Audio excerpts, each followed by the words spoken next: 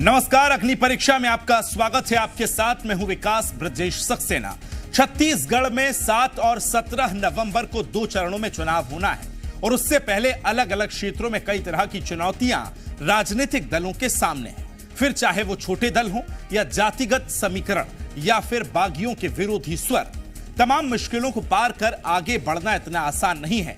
सत्ता के हर एक रास्ते पर कांग्रेस और बीजेपी को कई तरह की अग्नि परीक्षा से गुजरना होगा। आखिर क्या है बड़ी पार्टियों के सामने अग्नि परीक्षा? आज बात होगी इसी मुद्दे पर।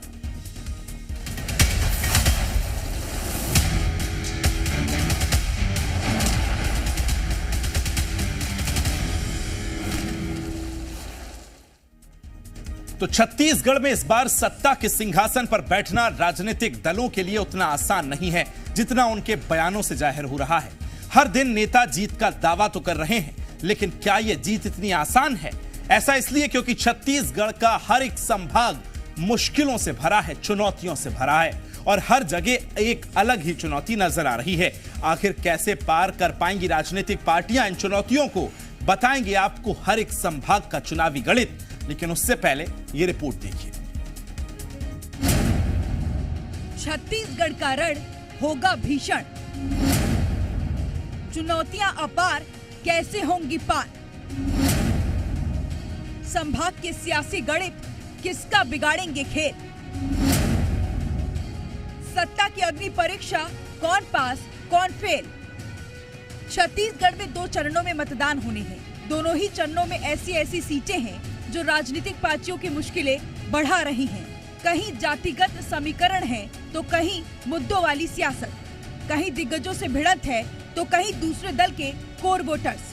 हर एक चुनौती को पार करना सियासी पार्टियों के लिए इतना आसान नहीं जितना नेताओं के दावे और वादों में दिखाई दे रहा है। छत्तीसगढ़ में चुनाव से पहले जीत के दावे तो खूब देखने को मिल रहे हैं, लेकिन ये जीत इतनी आसान नहीं जितना सियासी दलों के बयानों में नजर आ रही है। प्रदेश के 5 संभागों की बात करें तो हर संभाग कई चुनौतियां लेकर खड़ा है, जिन्हें पार करके सत्ता के सिंहासन में विराजमान होना है। ऐसे में सवाल ये है कि कौन सा दल जनता के हितों को साध पाता है, किस पर जनता भरोसा जताती है, क्योंकि इस बार छत्तीसगढ़ का रण भीषण होने वाला है। छत्तीसगढ़ का रण इस बार बेहद खास रहने वाला है। जहां कांग्रेस के सामने सत्ता में बरकरार रहने की चुनौती है, तो वहीं बीजेपी के सामने सत्ता वापसी करना किसी अग्नि परीक्षा से कम नहीं है। कांग्रेस के दिग्गज हर दिन जनता को साधने के लिए घोषणाओं की झड़ी लगा रहे हैं, तो वहीं बीजेपी सरकार पर आरोपों के जरिए सत्ता वापसी की जुगत में है। लेकिन क्या ये इतना आसान है? आदिवासी वर्ग, ओबीसी वर्ग, एसटी वर्ग, सर्वहारा वर्ग के साथ जो न्याय किए हैं, उसका लाभ कांग्रेस के प्रत्याशियों को मिल रहा है। कांग्रेस 75 से अधिक सीट जीतने का जो लक्ष्य निर्धारित की है, उस दिशा में तेजी से आगे बढ़ रही है और भारतीय जनता पार्टी के प्रत्याशियों का विरोध तो भाजपा के नेता और कार्यकर्ता ही कर रहे हैं। जनता की स्वीकृति तो दूर की बात है, भाजपा अपने 13 विधानसभा की सीटें बचा ले, ये बड़ी बात होगी। कांग्रेस एक बड़े लक्ष्य की ओर आगे बढ़ रही है और पूरा हम सरकार बनाने जा रहे हैं। भारतीय जनता पार्टी ने 15 साल सेवा की है, 5 संभागों में विकास के कार्य किए हैं, इसलिए भाजपा के लिए कुछ भी चुनौती नहीं है। भाजपा के सारे विधायक प्रत्याशी जब जनता के बीच जा रहे हैं, उनका स्वागत हो रहा है और कांग्रेस के प्रत्याशी मुंह छुपाते फिर रहे हैं। छत्तीसगढ़ में दावे और वादे इन दिनों चरम पर हैं, लेकिन जनता दावे और वादों पर नहीं, विकास, महंगाई और उनके हित में किए हुए कामों को देखते हुए मतदान केंद्र पहुंचती है। ऐसे में देखना दिलचस्प होगा कि छत्तीसगढ़ की जनता किस पर भरोसा जताती है। क्या भूपेश बघेल पर जनता का भरोसा बरकरार रहता है या फिर रमन सिंह को मौका मिलता है? बहरहाल 3 दिसंबर को इस बार मुहर लगेगी कि आखिर छत्तीसगढ़ में किसका गढ़ बनता है। ब्यूरो रिपोर्ट, जी मीडिया।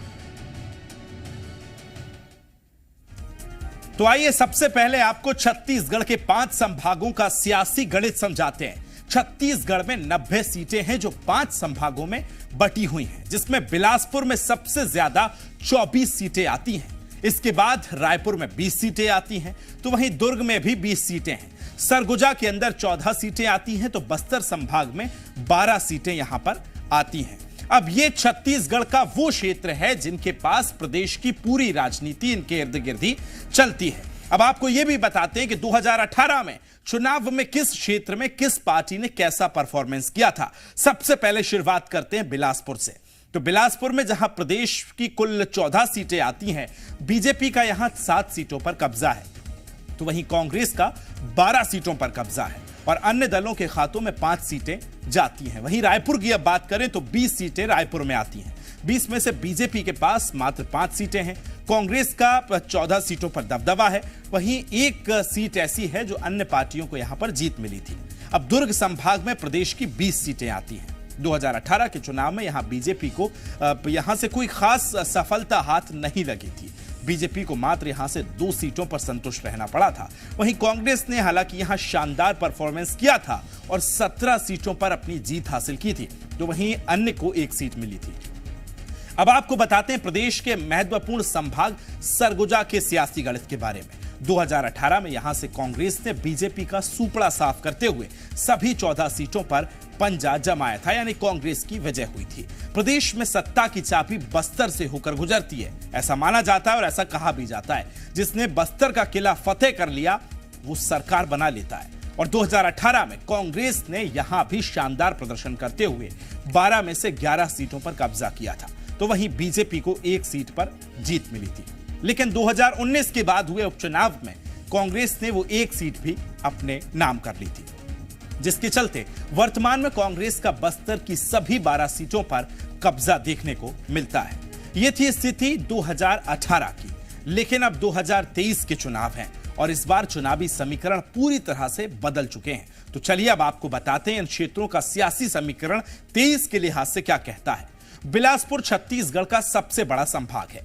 यहां प्रदेश की 90 में से 24 सीटें आती हैं, तो यहां चुनाव में जातीय समीकरण भी काफी इफेक्ट करता है। वहीं यहां कांग्रेस बीजेपी के अलावा 6 दलों का प्रदर्शन भी मायने रखता है। रायपुर संभाग की अगर बात करें तो यहां जातीय फैक्टर का अच्छा खासा असर देखने को मिलता है। साथ ही संभाग में 47 यानी कि 47% ओबीसी वर्ग है, जिनका चुनाव में अच्छा प्रभाव है। वहीं संभाग में साहू वोट बैंक का दबदबा रहता है। दुर्ग संभाग में भी ओबीसी वोटर्स का दबदबा देखने को मिलता है। साथ ही अगर कुर्मी और साहू वर्ग की अगर बात की जाए तो यहां निर्णायक भूमिका भी निभाते नजर आते हैं। अब बात यह भी आपको बता दें कि वर्तमान की कांग्रेस सरकार के ज्यादातर मंत्री दुर्ग संभाग से ही आते हैं। सरगुजा संभाग की 14 में से 9 सीटें आदिवासियों के लिए आरक्षित हैं। इसके बावजूद भी संभाग की सभी 14 सीटों पर एससी वोटर्स का दबदबा रहता है। वहीं मौजूद स्थितियों में संभाग में कांग्रेस की काफी मजबूत स्थिति देखने को मिलती है। बस्तर छत्तीसगढ़ में राज करना है तो इस संभाग को साधना सबसे महत्वपूर्ण होता है। पूरे संभाग में आदिवासी वर्ग का काफी अच्छा प्रभाव है।